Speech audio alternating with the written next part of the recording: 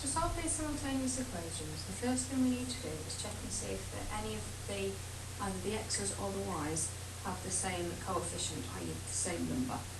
In this example, we've got 3y in both equations, so we don't need to do anything to change that. The magic way of remembering easily what you need to do is to remember stop. That means if they're the same, you take, and if they're opposites, then you plus. Here, the signs attached to the 3y are opposites, one positive, one's negative, and so we need to add those two equations together. We then end up with 5x, 3y add minus 3y gives us nothing, and 16 add minus 6 is 10. If 5x is 10, then x is equal to 2. Once we know the value of 1, so in this case the x, we can then work out the y by substituting it into either of the equations.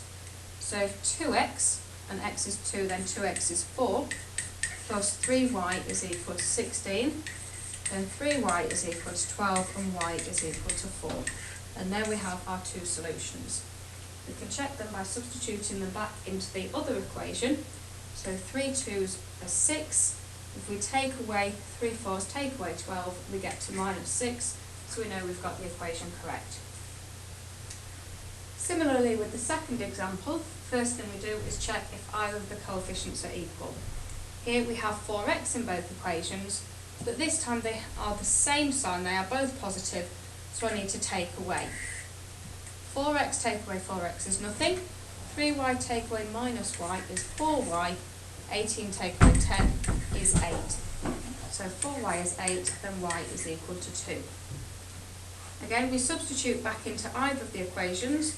So if I take the top one, we know 4x plus 3y, 3 2's are 6, is equal to 18. And so 4x is equal to 12 and x is equal to 3. We always check by substituting into the second equation. So 4x, 4 3's are 12, take away y, take away 2 is 10, so we know we've got it correct.